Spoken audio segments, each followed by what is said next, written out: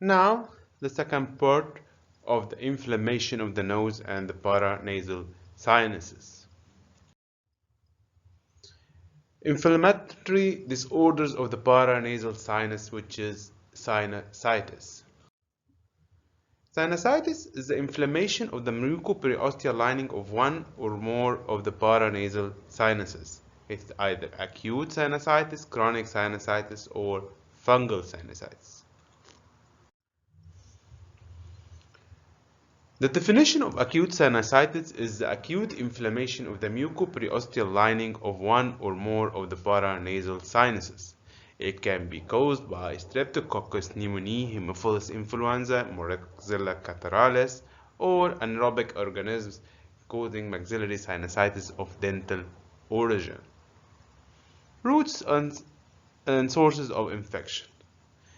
Where can infection come, or how can infection come to the nasal sinuses? It can come through the nasal root. The infection reaches the sinuses via its ostium, coming from acute rhinitis, which is commonest, or swimming and diving in polluted water, or nasal packing, or nasal foreign body. It can come from the teeth at the dental root, causing maxillary sinusitis, especially infection of the second premolar or first molar teeth, or infection from oroantral fistula, which happened after tooth extraction. Infection can come externally too. It can come through a compound fracture of the sinus or a penetrating foreign body as gunshots. The patient complains of fever, headache, anorexia, and malaise, and locally he complains of nasal obstruction, nasal discharge, hyposmia, or anosmia due to the nasal obstruction. And in dental maxillary sinusitis, it causes cachosmia, which is smelling of bad smell, and facial pain. It's severe and increases by straining and leaning forwards. It's due to accumulation of discharge in the sinus under tension, which is called tension pain. Inflammation of the ethmoids or ethmoidal sinusitis, the pain will be between the eyes. Inflammation of the maxillary sinuses will be over the cheek. The frontal sinuses will be over the forehead, and it is characteristically periodic. It starts in the morning, decreases at noon, and subsides in the afternoon. Sphenoid sinusitis causes pain behind the eye. By examination, we will see the fever, which is higher in children, and by external examination, we will feel tenderness over the affected sinuses. The ethmoidal sinuses, tenderness over the medial canthus, the maxillary sinusitis over the cheek, and the frontal sinusitis over the floor of the sinus at the roof of the orbit.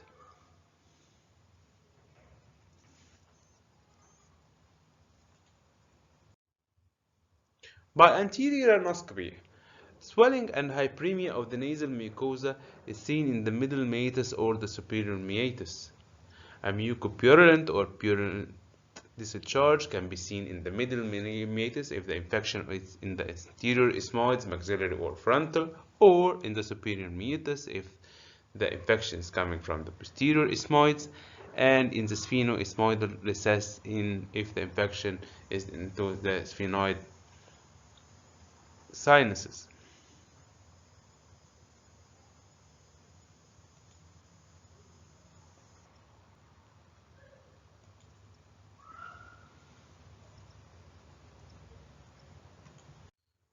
What are the investigations for a case of acute sinusitis? Radiologically, which is not necessary because diagnosis is usually evident by clinical examination.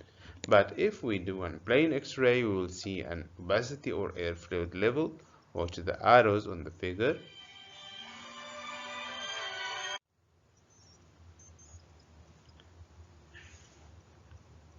Treatment.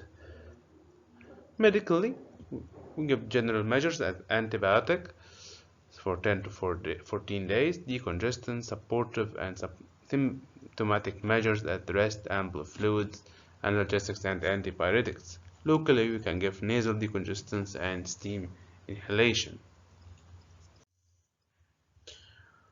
When we do surgical treatment, when medical treatment fails or when complications threaten or occur, and it's better avoided because it may lead to osteitis or osteomyelitis of the sinus wall. And how is it done? It's done by endoscopic widening of the natural ostium of the affecting sinus to restore the normal ventilation and drainage of the affected sinuses through its natural ostium. So, maxillary sinusitis will be done by endoscopic middle meatal antrostomy, frontal sinusitis by endoscopic frontal sinusotomy, sphenoidal sinusitis will be done by endoscopic sphenoidotomy, and ethmoidal sinusitis will be done by endoscopic ethmoidectomy.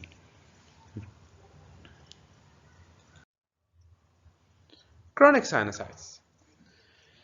It's chronic inflammation of the mucoperiosteal lining of one or more of the paranasal sinuses.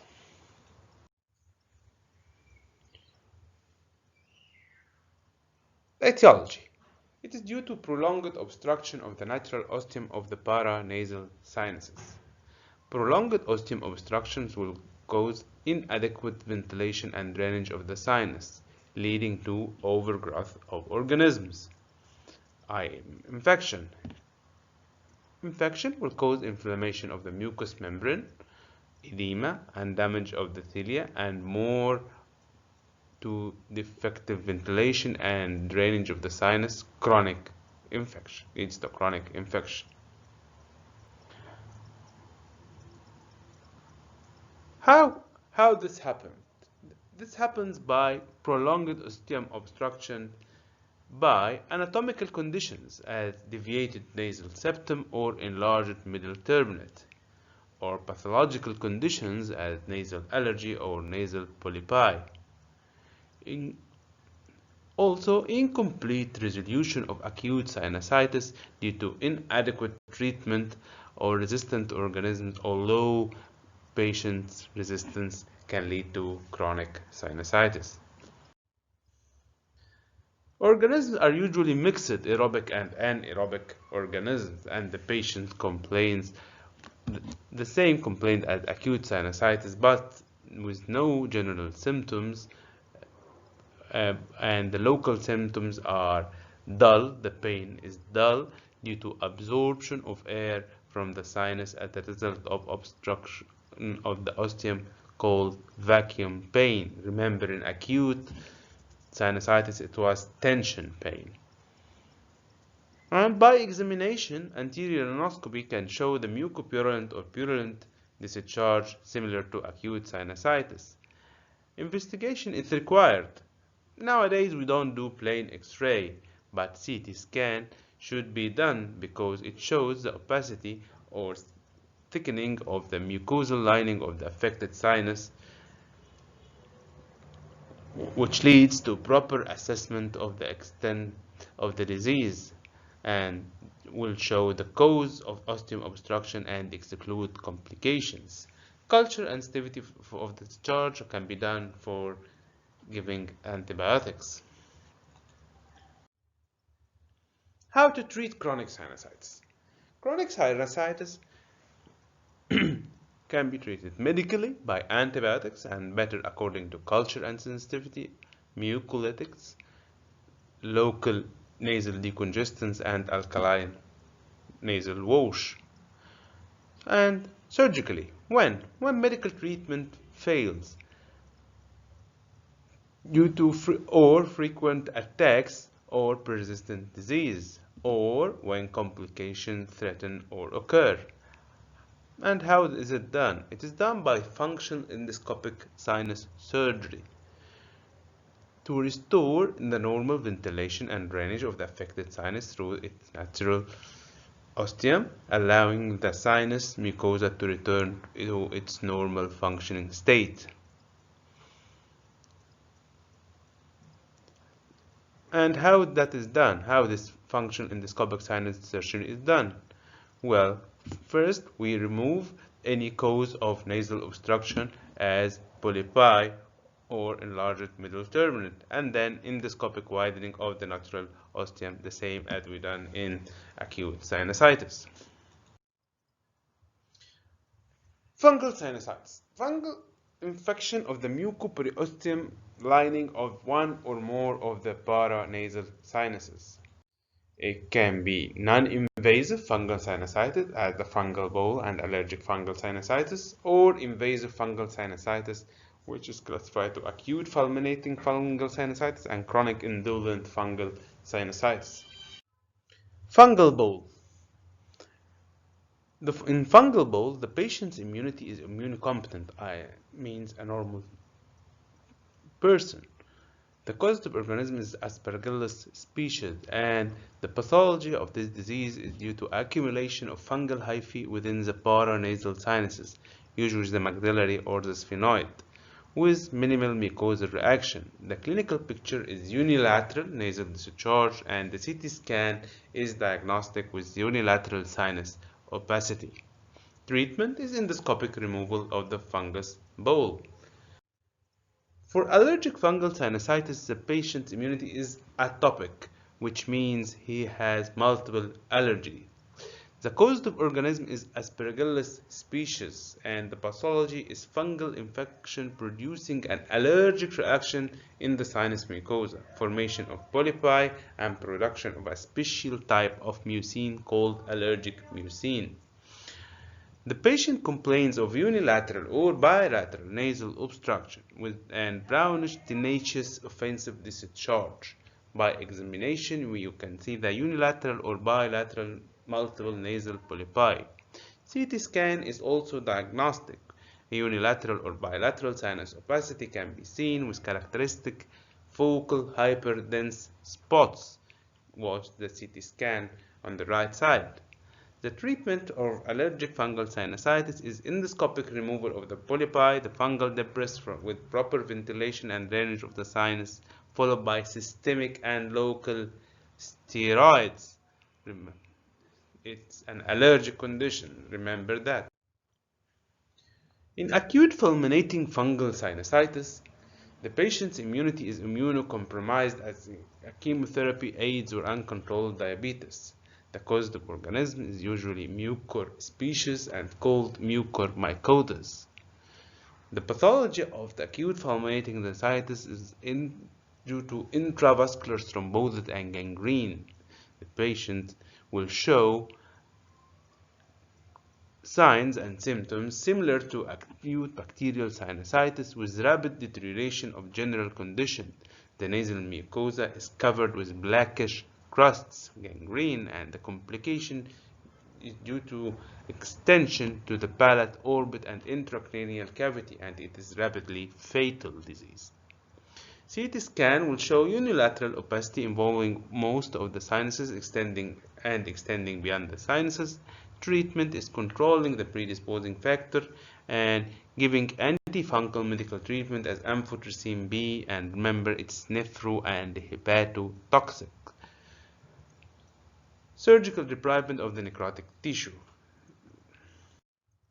In chronic indolent fungal sinusitis, also the patient is immunocompetent, not immunocompromised, and the causative organism is Aspergillus. And the pathology is similar to acute fulminating fungal sinusitis, but the picture has insidious onset and slowly progressive. Complications are similar to acute fulminating fungal sinusitis but are late. CT scan and treatment are similar to acute fulminating fungal sinusitis. Now we move to another part of the nasal part of our syllabus, the reactive disorders of the nasal cavity.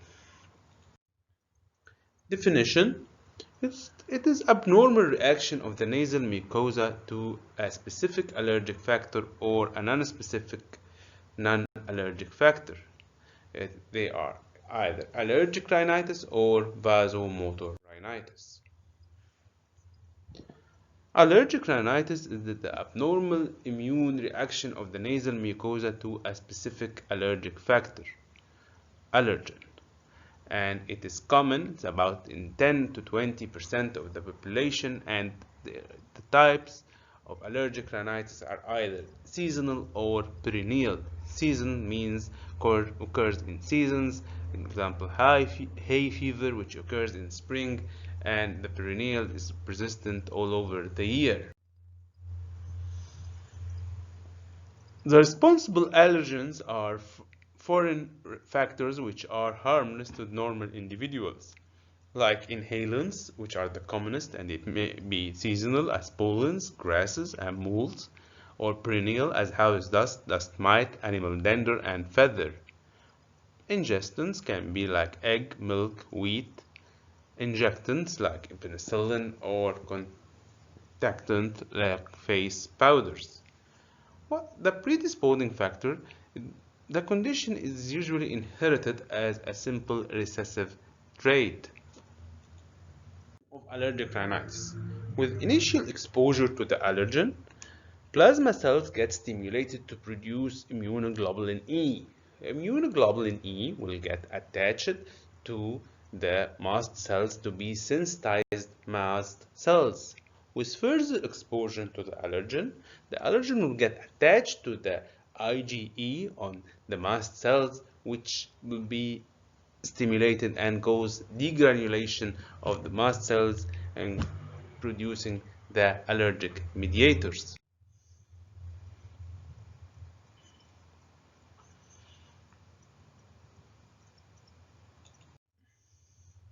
What are the symptoms of allergic rhinitis? Well, nasal itching, repeated paroxysmal sneezing, bilateral profuse watery nasal discharge, vasoactive nasal obstruction alternating from side to side, and by examination the nasal mucosa, especially the turbinates, is swollen, moist, and pale bluish, and the nasal cavity is full of watery discharge.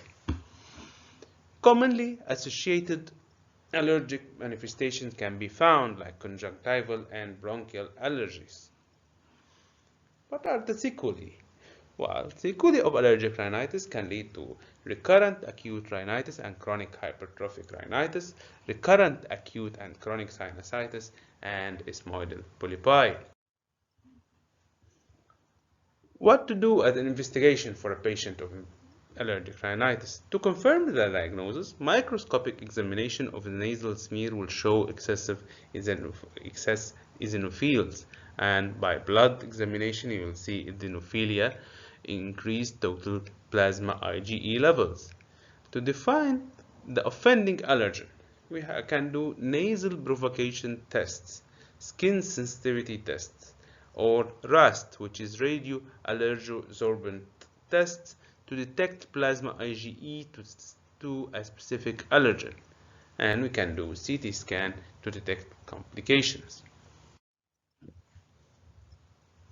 This is a figure of skin sensitivity test. How to treat allergic rhinitis? Medically by antihistaminics, steroids, short course in severe cases, or local treatments like steroid sprays, safe and effective. Surgical treatment for treatment of the complications of the allergy, not the allergy itself. We can do reduction of the inferior turbinate when complicated by hypertrophic rhinitis, or ethmoidectomy when complicated by sinusitis or ethmoidal polypi. Remember, medical treatment should be continued after surgery to avoid recurrence. Vasomotor rhinitis. It is abnormal autonomic reaction of the nasal mucosa to a non-specific, non-allergic factor.